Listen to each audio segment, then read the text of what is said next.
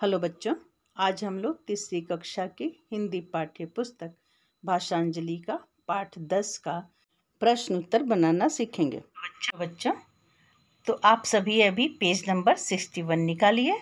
देखिए, इसमें जो ऊपर प्रश्न दिए गए हैं ना, इन प्रश्नों को हल करना मैंने पिछले वीडियो में बताया था। इस वीडियो में मैं इन प्रश्नों को हल करना बताऊंगी। तो यहाँ देखिए क्या लिखा हुआ है। इन शब्दों को कहानी में खोजिए और घेरा लगाइए, फिर यहाँ लिखिए। अब देखिए कौन कौन से शब्द दिए हुए हैं। घोंसले, मालिक, कपास, दरबार, राजा, अनसुनी, चेतावनी, फरियाद। तो चलिए हम लोग पाठ में खोजते हैं कि ये शब्द कहाँ कहाँ पे है। पहला शब्द है घोंसले। तो देखिए यहाँ पे लिखा हुआ है घोंसले। हमको क्या करना है, इसे गोल घेरा लगाना है, तो हम ऐसा गोल घेरा यहाँ पर लगाएंगे। फिर दूसरा शब्द है मालिक। मालिक, देखिए यहाँ पे मालिक लिखा हुआ है ना, तो हम लोग मालिक को ऐसे गोल घेरा लगाएंगे। फिर अगला शब्द है कपास। तो देखिए कपास कहाँ लिखा हुआ है, देखिए कपास, तो कपास पर भी हम लोग ऐसे गोल घेरा लगा देंगे। फिर क्या लिखा हुआ है, दरबार।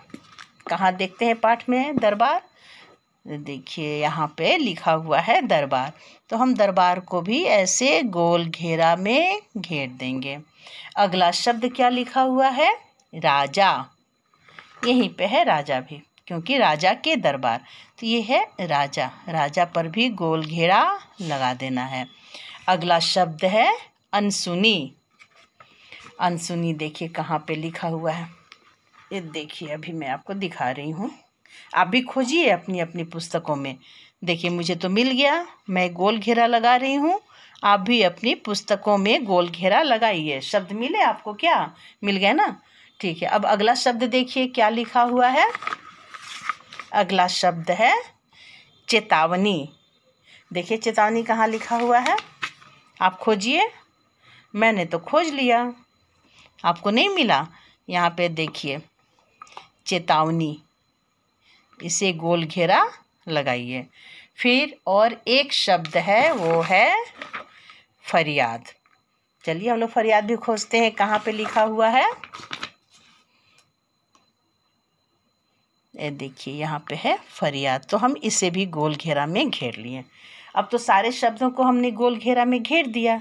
अब हम इसे कहाँ पे लिखेंगे, पेज नंबर 61 में जो ये खाली जगह दिए हुए हैं ना, यहाँ पे हम इन शब्दों को लिखेंगे। तो आप भी अपनी अपनी कॉपी में इन्हें लिखिए, ठीक है। इन्हीं को देखकर उतारना है, या आप खुद से लिखिए, तब आप सीखेंगे, है ना।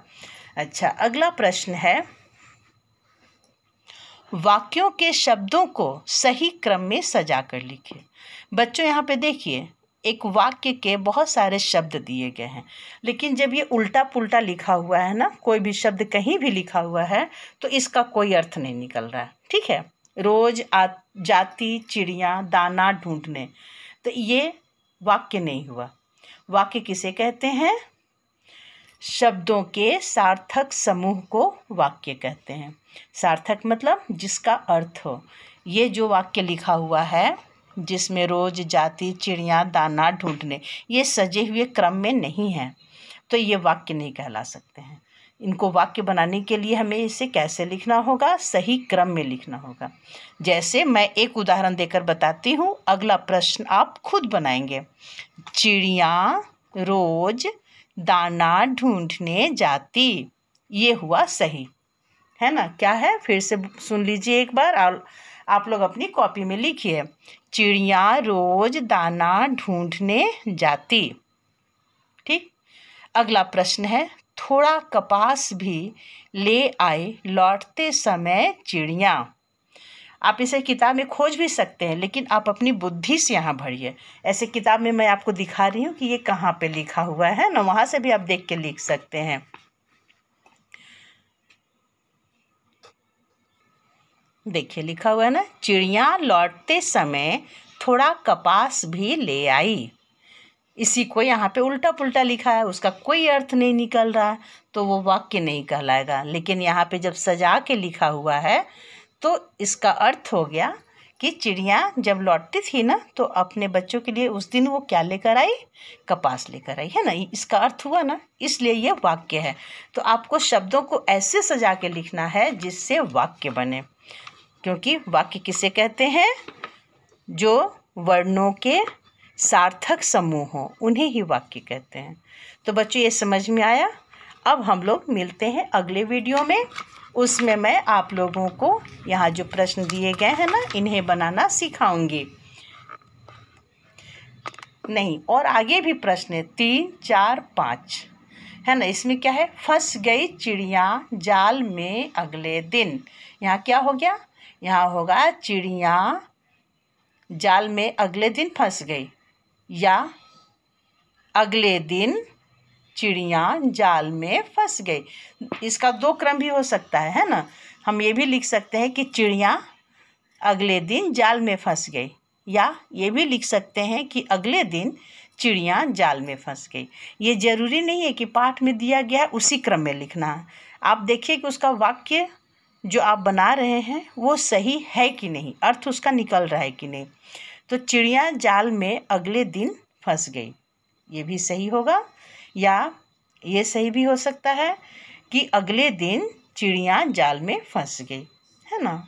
आप इसको और एक तरह से लिख सकते हैं। तो आप लिखिए, फिर हमें बताइए, मैं आपको बताऊंगी कि आपका उत्तर सही है या नहीं। अगला प्रश्न है, मिलेगी सजा इसकी तुम्हें। यहाँ पे क्या होगा, इसकी सजा तुम्हें मिलेगी। फिर है, गर्मी पाकर खुश रहने लगे कपास के भी बच्चे। अब यहाँ पे क्या होगा, बच्चे भी कपास की गर्मी पाकर खुश रहने लगे। ठीक है बच्चों, ये अच्छा लग रहा है, समझ में आ रहा है ना, और प्रश्न उत्तर बनाने में मज़ा भी आ रहा है। तो आप इस तरह के प्रश्न बनाना सीखिए। ये वाक्यों को कैसे निर्माण हम करते हैं, कैसे वाक्य बनाते हैं, उसका ये तरीका दिया हुआ है। तो बच्चों मिलते हैं अगले वीडियो में, और अगले वीडियो में हम लोग देखेंगे सही जोड़ा चुनकर लिखिए। बाय बच्चों।